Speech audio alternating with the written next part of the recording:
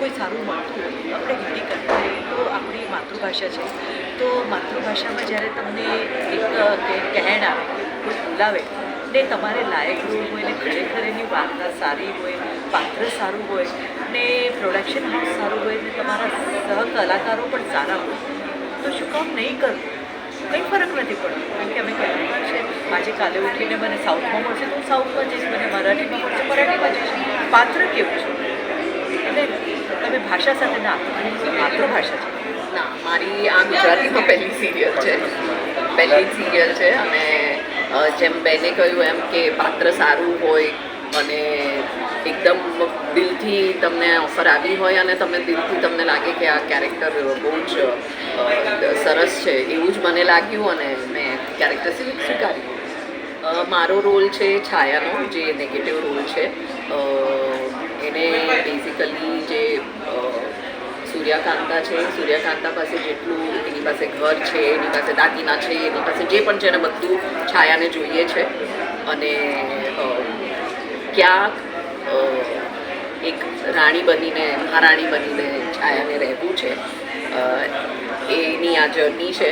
જેમ જેમ એપિસોડ્સ ને સ્ટોરી આગળ વધશે એમ એમ છાયાના બધા કાવતરાઓ વધતા જશે. મને જાત જાતમાં પાત્ર મળ્યા છે ભજવવા માટે. સારા દિગ્દર્શક મળ્યા છે, સારી નવલકથાઓ પરથી કરી છે, સારા વિષયો ઉપરથી કર્યું છે, નાની વાત હોય એના પરથી પણ કથાબીજ મળ્યું હોય તો મેં કર્યું છે. એટલે એમ એક કલાકાર તરીકે તમારી ભૂખ તો સંતોષાતી જ નથી. એમ જ થાય કે હજી કંઈક નવું મળે, હજી કંઈક સારું મળે. જો એ જ પ્રકારનું કોઈક પાત્ર હોય તો એમ થાય કે આમાં હું જુદું શું કરી શકું એક કલાકાર. તો અમે કોશિશ કરીએ કે ભાઈ આ પાત્ર આવું છે તો આને હું જુદી રીતે લાવું. એટલે એ વિશેનું જે સંશોધન કરવું પડે એ પણ ગમે છે. એટલે કલાકારની ભૂખ ક્યારે સત્ય છે કોઈ પણ પાત્ર આવે એટલે ભલે બધા જ પાત્રો કર્યા હોય, ન કર્યા હોય તો એને કરવા હોય, કર્યા હોય તો એને હજી કંઈક સુધારા વધારા સાથે કંઈક નવું એમાં નાખવું. હજી સુધી તેવું બન્યું નથી. કારણ કે મેં ત્રણેય માધ્યમમાં કામ કર્યું છે. તખતો હોય, ગુજરાતી ફિલ્મ હોય ને ગુજરાતી સિરિયલ અને હિન્દી સિરિયલ. મને સારામાં સારા બેસ્ટ ઓફ ધ રોલ મળ્યા છે, સારામાં સારા લેખકો મળ્યા છે, સારામાં સારા વિષય મળ્યા છે, દિગ્દર્શક મળ્યા છે, પ્રોડક્શન મળ્યા છે. એટલે મને એવું લાગ્યું નથી. બસ હું એટલું જાણું કે જે પાત્ર મળ્યા છે એમાં હું ભૂમિકા શું આવી શકું ને મારી કેટલી વધારે. ના, મને પણ અત્યાર સુધી મેં 10-12 સિરિયલો કરી છે અને એમાં પણ મને પણ સેન્ટ્રલ કેરેક્ટર મળ્યા છે, નેગેટિવ મળ્યા છે, પોઝિટિવ પણ મળ્યા છે, બંને કર્યા છે.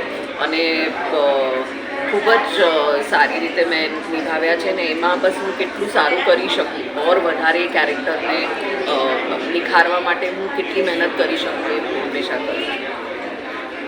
નેગેટિવ રોલ કરવા મને ગમે કારણ કે એમાં શેડ્સ અલગ હોય, એટલે પ્યોર નેગેટિવ ના હોય, ઉપર નીચે હોય, કોમેડી પણ હોય, નેગેટિવ પણ હોય, લોકોને હસાવવાનું, રડાવવાનો તો સવાલ જ નથી. હા, હસતા હસતા લોકો રડી પડે એ અલગ વસ્તુ છે.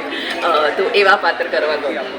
હા, તો એ લોકો અમને પકડીને કહે કે તમે આવું કેમ કરો છો, તો જ્યારે એ લોકોએ મને પકડીને એમ કહ્યું કે આવું કેમ કરો છો, દેટ મીન્સ કે મેં એ પાત્રને બહુ જ સારી રીતે ભજવ્યું છે કે એ લોકોને મારા પ્રત્યે નફરત થઈ, મારા પ્રત્યે ગુસ્સો આવ્યો, તો એમાં હું સફળ રહી છું. એટલે એ મને ખૂબ જ ગમે છે કે ચલો મેં જસ્ટિસ કર્યું, હું સફળ રહી છું ને બસ આગળ એને કેટલું ઓર વધારે સફળ કરું અને લોકો યાદ રાખે.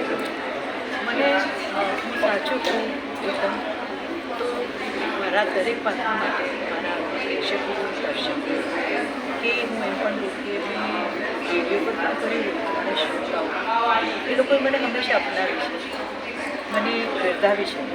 એટલે ઘણીવાર મને એમ લાગે છે કે ખરેખર હું એ લાયક બની છું કે લોકો મને આટલો પ્રેમ આપે છે.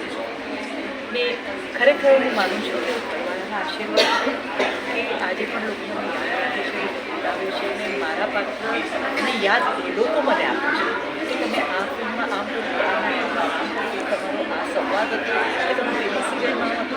ત્યારે મને એટલી ખુશી થાય છે કે લોકો મને એ મારા પણ યાદ કરે છે, કે પાત્રને યાદ કરે છે.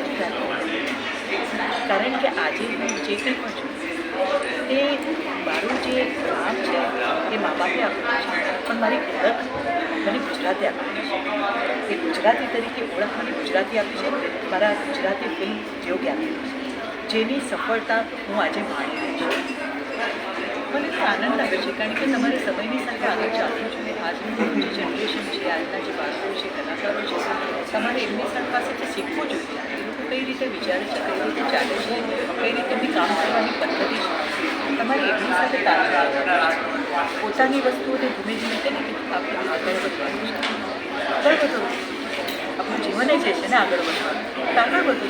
તો આજે તમે એ લોકો આપણી સાથે નથી ચાલતું તો આપણે એમની સાથે કેવું નવીનતા જરૂરી છે, સુધારો જરૂરી છે. હા, એક કારણ કે આજનું જનરેશન છે એટલે એ લોકો આજના પ્રમાણે જુએ, વિચારે, સાંભળે, એટલે એમને ગમે. એમને જૂનું કંઈ જોયું તો એમ લાગે કે ચાલો એ વખતે પણ આવું વખતે, હતું હા, એ કંઈ યાદ વખતના કેવી working હોય. મને પણ ખબર એ લોકોની પોતાની સ્ટાઇલ જ આજની છે, એમનો વિચારો જ આજ. એટલે પેલાને માન જરૂર આપે છે પણ પોતાની રીતે એ લોકો આગળ વધે છે. મારું નામ રાગિની છે. વંદના મિઠલાની. અને તમે કલર્સ ગુજરાતી પર યુનાઇટેડ સ્ટેટ ઓફ ગુજરાત જે 19 જુલાઈથી આવી રહી છે રાતે 8 વાગે સોમવારથી રવિવાર સાથે દિવસ જોજો.